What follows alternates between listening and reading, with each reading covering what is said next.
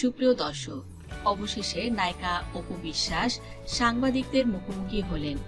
ছেলেকে সাথে নিয়ে সাংবাদিকদের সামনে শাকিব খানকে নিয়ে কেঁদে কেঁদে একই বললেন নায়িকা অপু বিশ্বাস, জানলে অবাক হবেন।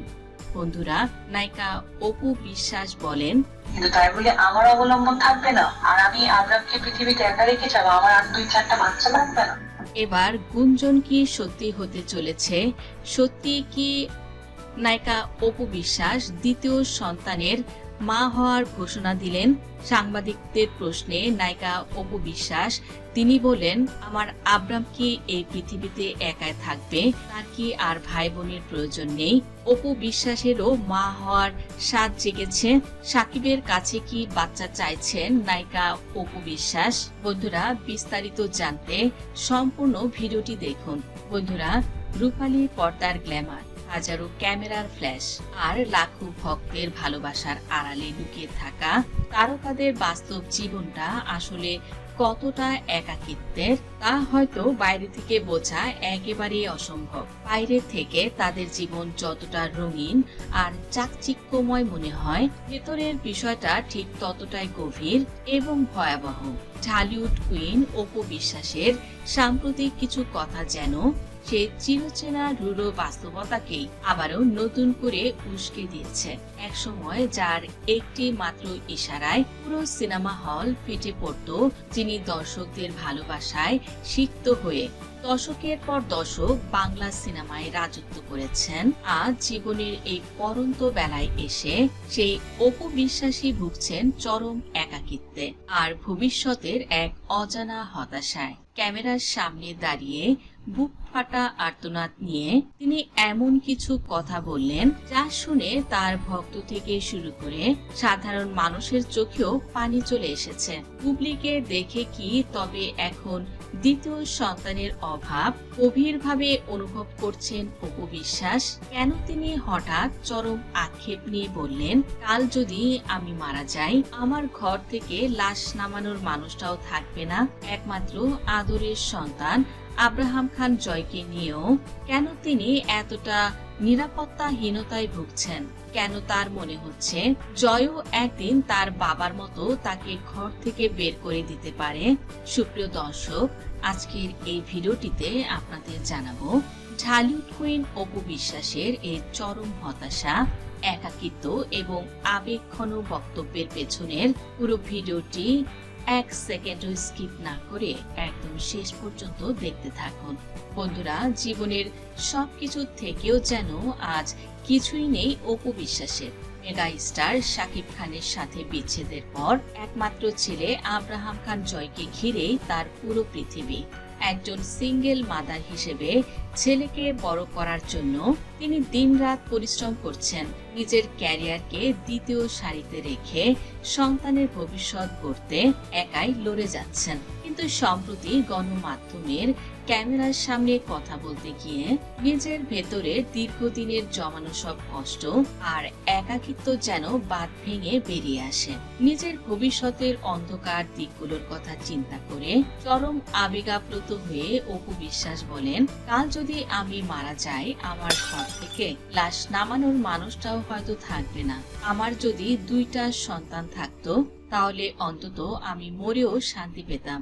একজন প্রথম সারির সুপারস্টারের মুখ থেকে এমন অসহায় কথা সত্যি পুরো বিনোদন জগৎকে স্তব্ধ করে দিয়েছে। তিনি আরো আক্ষেপ প্রকাশ করে বলেন, আমার ভবিষ্যৎ আমাকে ভাবতে হবে, আর আমাকে যদি আমি না ভাবি, তাহলে ভবিষ্যতে আমি যদি মারা যাই, আমার ঘরের ভেতর থেকে লাশটা বের করার জন্য কোনো লোক থাকবে না। কারণ আমার বাচ্চা আগামী 10 বছর পর ওর নিজের জগতে চলে যাবে।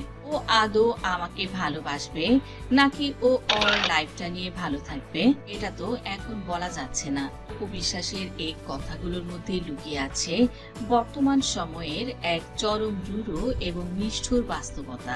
সন্তানের জন্য মায়েরা নিজেদের পুরো জীবন, ক্যারিয়ার এবং স্বপ্ন উৎসর্গ করে দেন, কিন্তু দিন শেষে সেই সন্তান কি সত্যি বাবা মায়ের শেষ বয়সে তাদের পাশে থাকে।